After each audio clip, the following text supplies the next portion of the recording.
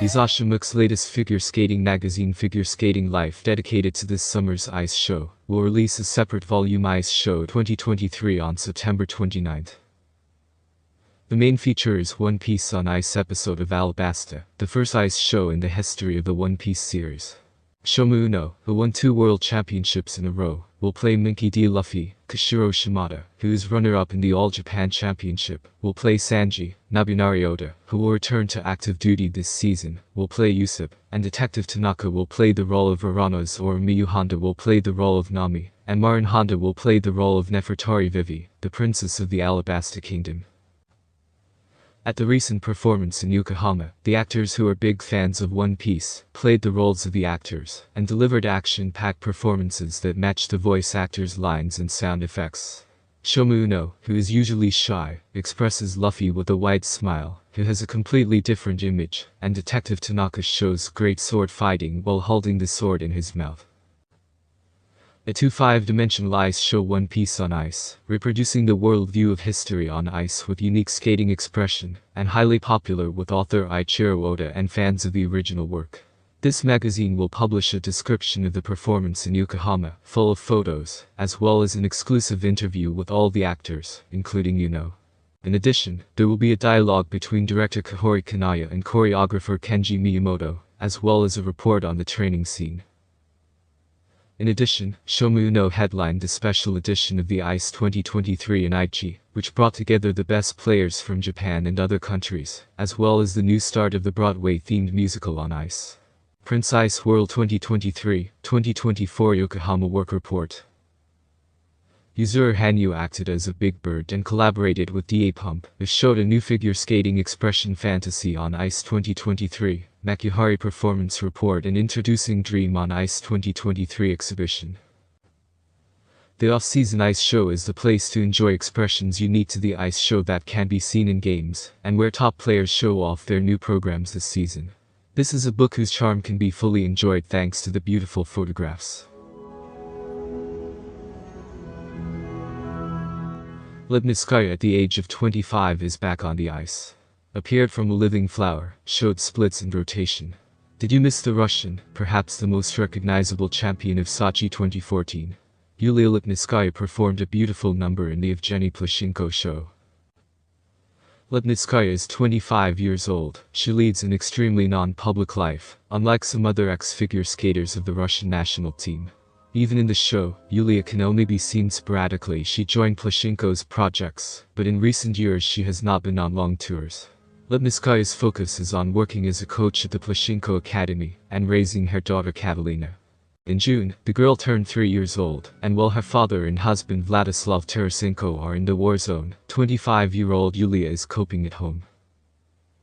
Despite the rare appearance of Lipnitskaya in the show, one of them was planned for a long time. It's about the Union of Champions again from Plushenko. The performances were announced back in May 2021, and the lineup was amazing. Adelina Sotnikova, Javier Fernandez, Tatiana Volosazher and Maxim Trenkov. Yulia was also planned to be released, but due to the pandemic, the show was postponed to April 2022. As a result, performances were held in the spring and summer, but the lineup changed. Alexandra Trusova, Elena Kostanaya, Dmitry Aliyev, Mark Kondratyuk and others turned out to be the headliners. This year, the show was updated and renamed into the Union of Champions. Russian Seasons. Plushenko himself issued the following announcement. By bringing together the best figure skaters and ballet dancers on the ice, our show continues in the tradition of Russian stage art, combining ice staging and classical and contemporary ballet in one space. Eugene promised surprises, and one of them was the appearance of Lipnitskaya in Nizhny Novgorod. Julia competed with the junior synchronized skating team Crystal Ice. And although the show featured mainly Russian composers, the Norwegian Edvard Grieg was chosen as the musical accompaniment for Lipnitskaya. The number was put under mourning from the famous Sweet Pageant. First, Yulia is in the center of the circle, and the synchronized swimmers covered her with their hands. Then this flower opened and Lipnitskaya went beyond the ring. And then a beautiful dance to great music. Not without branded rotations. There was also support. 3 girls took Yulia in their arms. Lipnitskaya is in excellent shape, judging by the ease with which she did the split in support. Probably, this number was not planned in advance. On the eve of the show in Nizhny Novgorod, Plushenko showed the training, and the director explained the movements to the girls. That support was also rehearsed. It turned out just as easily on the floor as on the ice. Plushenko has a series of autumn shows ahead, but Lipnitskaya is already recruiting a training group for the season. Will we see Yulia on the big ice again, or was it a bright, but again one-time appearance to the audience? And Alina Zagitova is the most tireless Russian figure skater. Now she is opening a school. What kind of project, and how seriously does Alina take it in a series of her manifestations? The champion of the 2018 Olympics over the past 5 years has been doing a lot. She tried new sports, mastered the profession of a presenter, sang, danced. Figure skating, although faded into the background, was still present in life. Alina performed in the show, put on new programs, entered the coach, at the same time studying to be a journalist, sometimes held master classes. But there was no talk of a serious interest in coaching, and even more so in opening your own ice rink.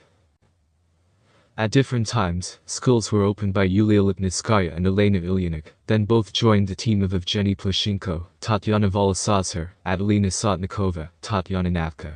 And now the time has come for Zagitova. At the St. Petersburg International Economic Forum in June, Alina not only delivered a muddled speech about bumping foreheads, but also met with the head of Tatarstan, Rustam Minikhinov. They discussed the project of a school in Kazan. The Kazan edition Business Online wrote a large material with insiders about the idea. According to Bo, the initiative came from Alina, as well as the idea to name the school in her honor. The proposal is relevant. In Tatarstan there is a history of figure skating. Zagitova herself started here, as well as Kamila Valieva and Evgenia Tarasova. Before the pandemic in Kazan, they plan to open an arena for Nina Moser. And the name Zagitova will definitely be a magnet for young skaters and their parents. We have been friends with Alina for a long time, despite the fact that she does not play for Tatarstan. But she is Tatar. We have been saying for a long time that we need a separate center for skaters. We have a lot of objects, but they are related. This is hockey and figure skating. But we in Kazan have been wanting to make a center specifically for figure skating for a long time, explained the Minister of Sports of Tatarstan Vladimir Leonov. A little later, Zagitova and Leonov met and discussed the details. They want to open the school in January 2024. In parallel with this, the project of the figure skating center in Tatarstan is being developed. Construction will begin in the second half of next year. Alina is serious not just to give her name to the school, but also to do business closely. At the same time, she does not intend to move from Moscow to Kazan. Although she has strong ties with the capital of Tatarstan, she often comes for holidays, participates in forums. First of all, I want to say that I received a lot of requests, let's open a school in your name, but I always refused. I think that it is a sin not to open your own school in your native region. It seems to me that I just didn't mature then, to open a school, in terms of organizational issues, didn't understand how to properly build a coaching base. Now I understand this and want to fully delve into the project. Because it's not just for me to give my name, but also the result is very important. Alina does not want to actively train yet, but she will join the work with figure skaters. Of course, but so far not on such a large scale. I would still like to regulate some moments, organizational moments, which I would not like to disclose in full yet. Rinat Leishev, the president of Zagitova's native school Sambo 70, got excited about the idea, already believes in rivalry with the best teams, and even offered his services. I would like the Sambo 70 project to be implemented in Tatarstan, so that there is education plus sports. That is, both the Ice Palace and the educational school. And I would be its chief director. Of course, the school could compete with Tutbirds and Plushenko. Here you need to assemble a whole team that provides the entire kitchen. Similar to Tutbirds. I know the secret of Eteri Georgievna's success. Ready to help. However, behind these beautiful conversations there are problems. According to Business Online, Zagitova has absolutely no contact with the local federation and coaches. I don't know anything about this except from social networks. I don't even know what kind of school it will be and what it will be aimed at. Will it be a regular school or just for super gifted kids? School named after Alina Zagitova.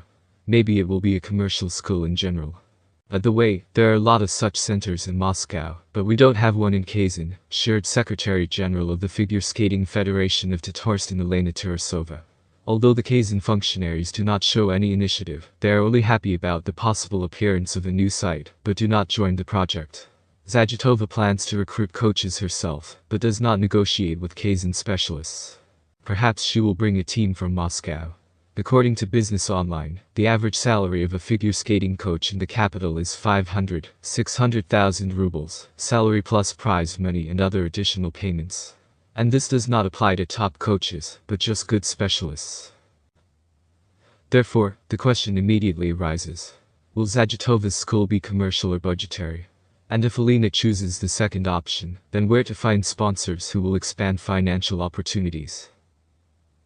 According to Leonov, the school will be launched on the ice of the Sports Palace. Stages of the Russian Cup are held there. The arena also hosted the Russian Figure Skating Championship. The skaters will share the ice with Olympic reserve athletes and bars hockey players. Surprisingly, such a sports city does not yet have a separate area for figure skating. So the center of Zagitova will take an important place in the infrastructure of Kazan. In 2018, the idea of a figure skating center under the supervision of Moser was developed, but the large-scale project was never implemented. There were planned 2 ices, stands, locker rooms. It is reported that the arena for Zagitova's school will be more modest. For example, only 1 ice is provided.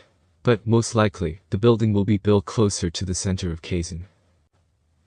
We select a land plot, and at the same time we are engaged in the formation of a detailed technical assignment in order to give it to a design institute. If everything goes well in 2024, including with the budget, and serious investments are planned, then in a year, if all administrative and financial decisions are made, we will be able to implement such a project.